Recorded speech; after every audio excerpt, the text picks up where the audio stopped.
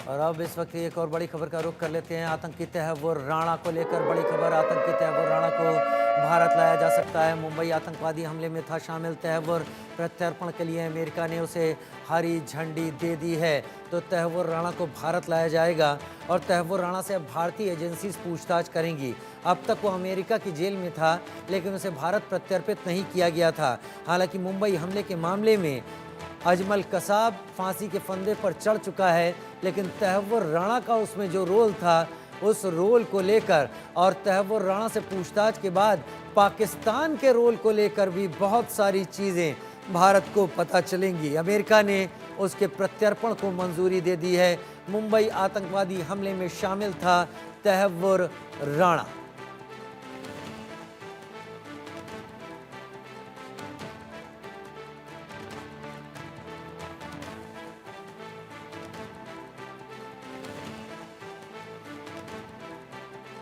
आतंकी तहव्वुर राणा को लेकर बड़ी खबर आपके टीवी स्क्रीन पर आप जिस शख्स को देख रहे हैं, यही आतंकवादी तहव्वुर राणा है, लेकिन ये इसका पुराना फोटो है।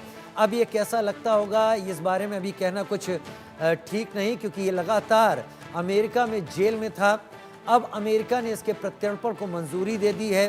दरअसल इसके जरिए भारत ये जरूर जानना चाहेगा कि मुंबई हमले की तैयारी कब कब कहां कहां हुई, कौन कौन उसमें शामिल रहा।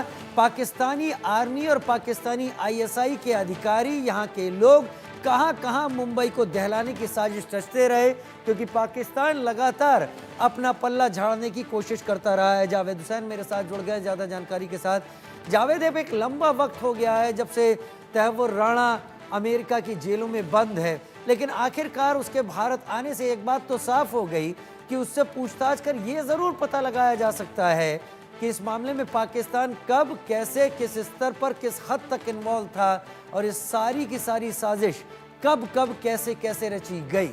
जावेद।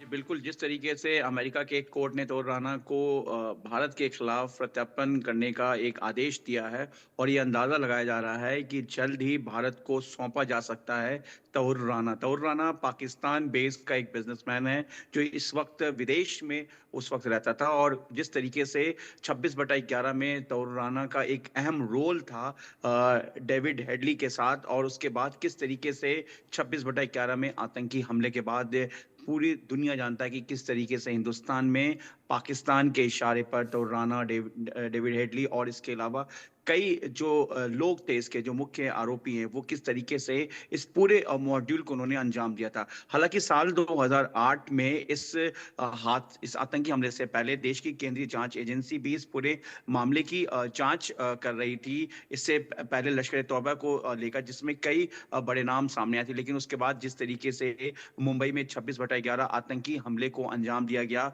और जिस तरीके से पूरी तरीके से रैकी किया गया, और अब अमेरिका एक कोर्ट ने ये माना है और उन्हें आदेश दिया है कि भारत को प्रत्यार्पण करके सौंपा जा सकता है तौर राना को। और ये एक बहुत बड़ी कामयाबी मानी जा रही है, क्योंकि इसके पीछे कई बड़े खुलासे हो सकते हैं। कई बड़े नाम किस तरीके से पाकिस्तान की आईएसआई और किस तरीके से आईएसआई और पाकिस्तान के जो तमाम आतंकी संगठन है, लश्कर ए तौबा की बात करें, एलईटी की बात करें, या इससे जुड़े बड़े नाम हाफिज सईद की बात करें, तमाम कई ऐसे मेजर्स हैं जो इस पूरे इस मॉडल के पीछे उनका एक पूरा एक नेक्सस था, और किस तरीके से हिंदुस्तान को उस वक्त दहलाया गया था, जिसमें कई लोगों की जान गई थी। और उस टेरर अटैक को, यानी कि 26/11 को आज तक कोई भी नहीं भुला पाया है। तो इसमें जिस तरीके से अमेरिका की कोर्ट ने ये पूरा कोर्ट में जब तो राना को पेश किया गया, उसके बाद वहां इन्होंने आदेश दिया कि हाँ, भारत का वो दोषी, और भारत के ही एक जो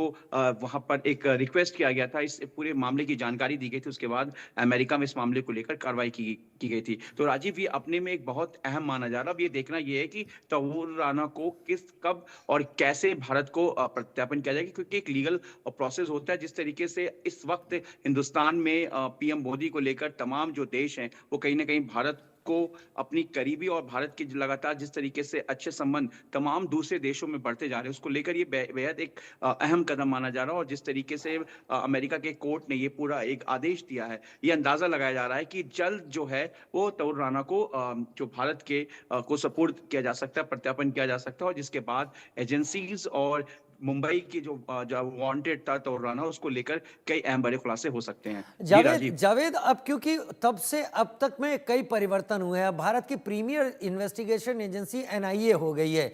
क्या एनआईए तहव्वुर राणा से इस मामले में जानकारी लेगी या फिर ये मुंबई पुलिस को सौंपा जाएगा, जहां ओरिजिनली इस केस को उन्होंने देखा था? देखिए, जिस तरीके से अब देश की एक central agencies NIA terror module से लेकर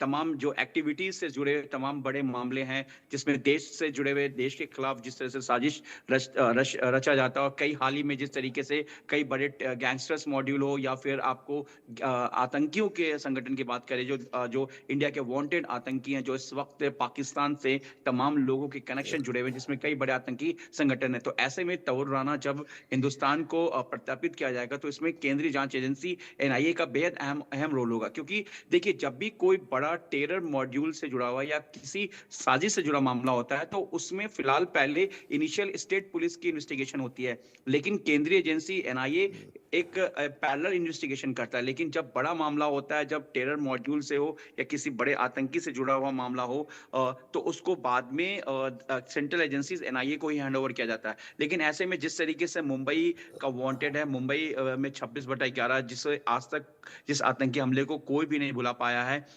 और इसको लेकर कई चीजें सामने आई हैं। तो ऐसे में मुंबई पुलिस के भी अपने रोल होंगे, क्योंकि पहला जो एफआईआर दर्ज हुआ था वो मुंबई पुलिस के जरिए हुआ था। और आपको याद होगा राजीव कि 26/11 को लेकर कई ऐसी जो डॉक्यूमेंट्री से लेकर कई फिल्में आई, जिसमें दिखाया गया कि किस तरीके से 26/11 में हिंदुस्तान के लोगों को उस होटल में, ताज होटल में, उसके अलावा ठीक है। किस तरीके से यानी मुंबई में यानी पूरी एक खेल बड़ा खेला गया। कैच है, यानी एक बड़ी भारत की एक जीत की तरह देखा जाए कि आखिरकार उसका प्रत्यर्पण तय कर लिया गया है। बहुत शुक्रिया जावेद, मेरे साथ जुड़ने के लिए।